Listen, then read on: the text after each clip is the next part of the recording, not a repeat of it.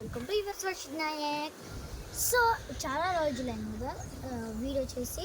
So ఈరోజు నా topic వచ్చేసి ఒక మనిషి పాపాలు చేస్తే అది పెద్ద పాపం అయితే మళ్ళీ ఆ మనిషిలోనే వచ్చేస్తుంది ఆ పాపం. అది ఎలా పోగొట్టుకోవాలనుకున్నా కూడా అది మనిషిలోకే వచ్చేస్తుంది.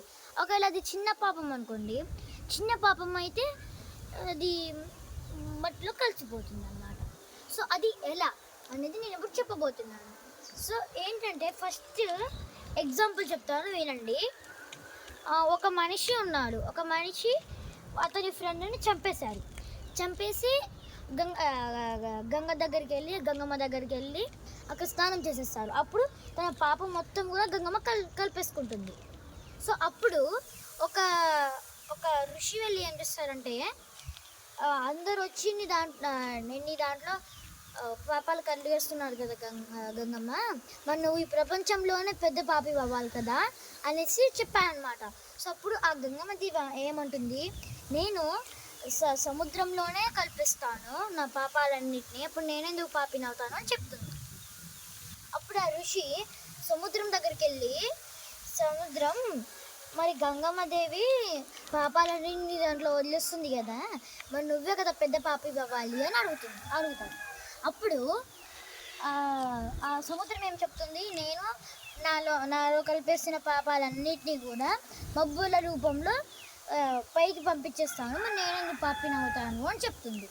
అప్పుడు ఆ ఋషి మబ్బుల దగ్గరికి వెళ్ళి అడుగుతాడు, మేఘం మరి సముద్రంలో ఉన్న పాపాలన్నింటినీ దాంట్లో కలిపేస్తుంది కదా సముద్రం, మరి నువ్వే కదా ఈ ప్రపంచంలో పెద్ద పాపి అవ్వాలి అట్లనే అడుగుతాడు.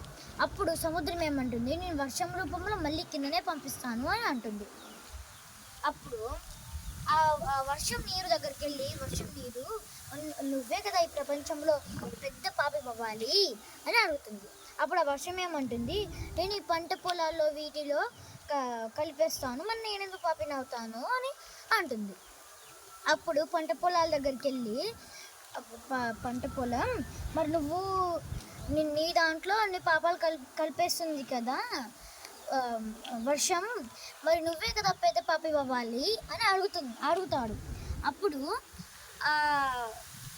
ఒక పంట పొలాలు అనేది ఏం చెప్తుందంటే, నేను అన్నం రూపంలో మళ్ళీ మనుషులకే ఇచ్చేస్తాను నా పాపం, మరి నేను పాపిని అవుతాను అని. సో దీన్ని బట్టి మీకు ఏం అర్థమైంది నేను చెప్తాను. మనం చేసింది పెద్ద పాపం అయితే మళ్ళీ మనలోకి వస్తుంది.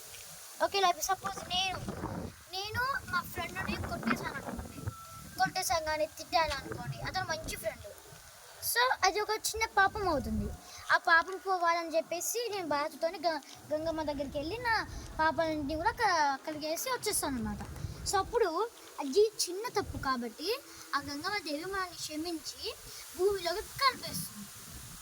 సో ఇలా అన్నమాట జరుగుతుంది. ఒకవేళ మీరు చేసింది పెద్ద పాపం అయితే మీ దాంట్లోకి వస్తుంది. మీరు ఎంత విడిపించుకోవాలనుకున్నా కూడా ఆ పాపం మీ వెంటనే ఉంటుంది. ఒకవేళ విడిపించేసుకోవాలనుకుంటే, ఒకవేళ మనిషి ప్రాణం పోయిన తర్వాతకి ఆ దేవుడే పాపాలన్నీ తీసేస్తాడు.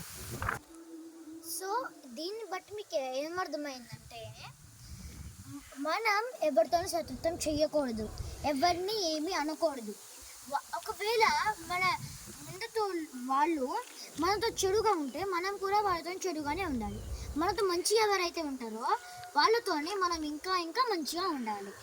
సో ఈ కాన్సెప్ట్ ఈ వీడియో కాన్సెప్ట్ అదే. మనం ఎలా వచ్చామో అలానే చనిపోతాం.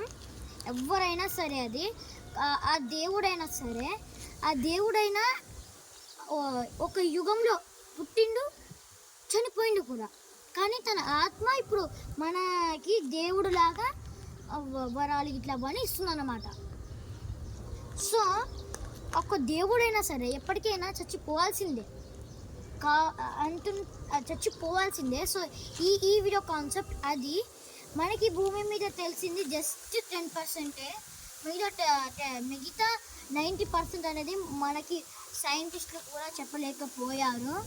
సో ఇది నా ఈ వీడియో ఒక కాన్సెప్ట్. సో మీకు నచ్చిందైతే లైక్ షేర్ సబ్స్క్రైబ్ మాత్రం అస్సలు మర్చిపోకండి. Bye bye.